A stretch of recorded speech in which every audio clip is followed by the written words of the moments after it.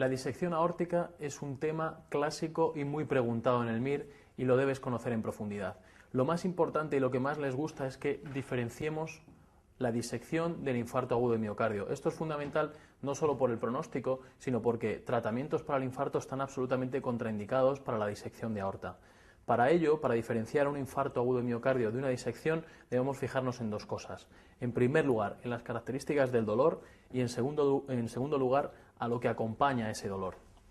Si nos fijamos en el dolor, vamos a mirar varias cosas.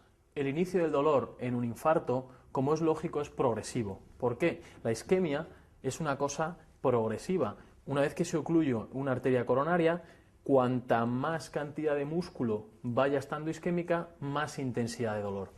La disección de aorta, por el contrario, el dolor es brusco. El paciente está normal y de repente se diseca. Una vez que empieza la disección, empieza el dolor. Es un inicio muy brusco.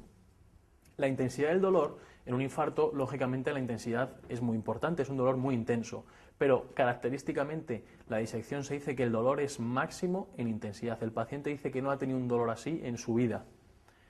¿Cómo es el dolor? El dolor del infarto todos lo conocemos, es el dolor opresivo, el dolor que es como una presión que aprieta en la zona del pecho.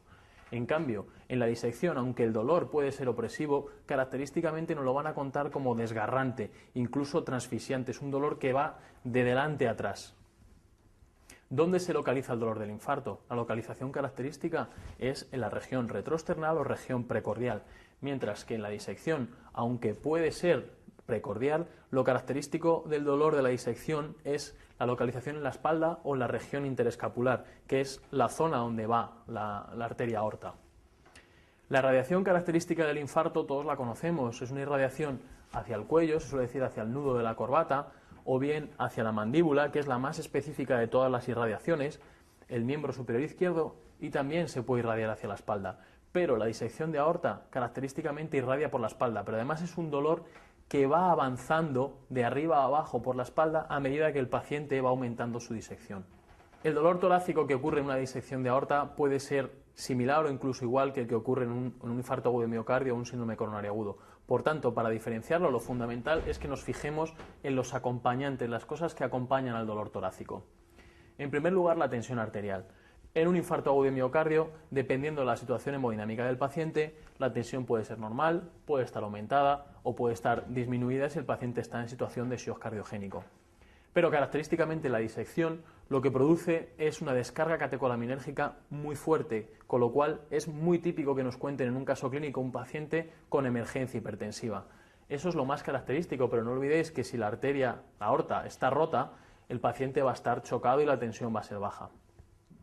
Para entender el resto de los acompañantes del dolor, es muy importante que pensemos en lo que ocurre con la disección en el paciente.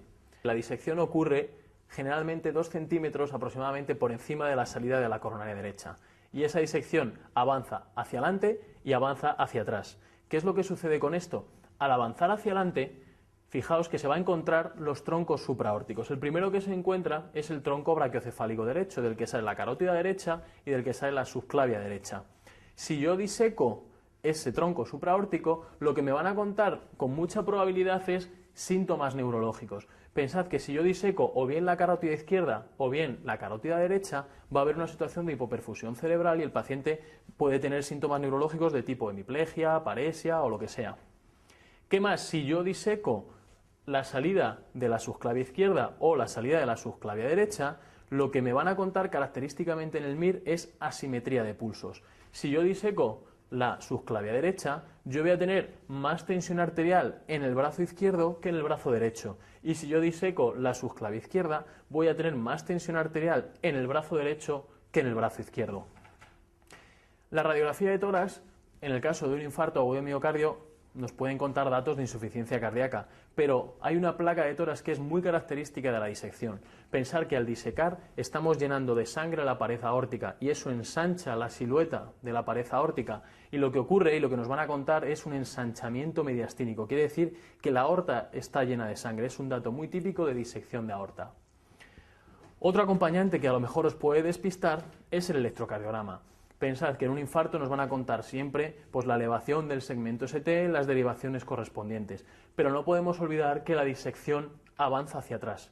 Al avanzar hacia atrás puede disecar la coronaria derecha y puede elevar el segmento ST en la cara inferior.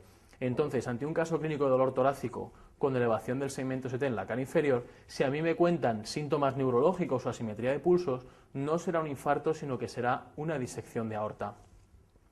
Por último, no podéis olvidar que para el diagnóstico de la disección aórtica, el método de elección es el eco transesofágico. Si no se dispone de él, habrá que hacer un TAC helicoidal.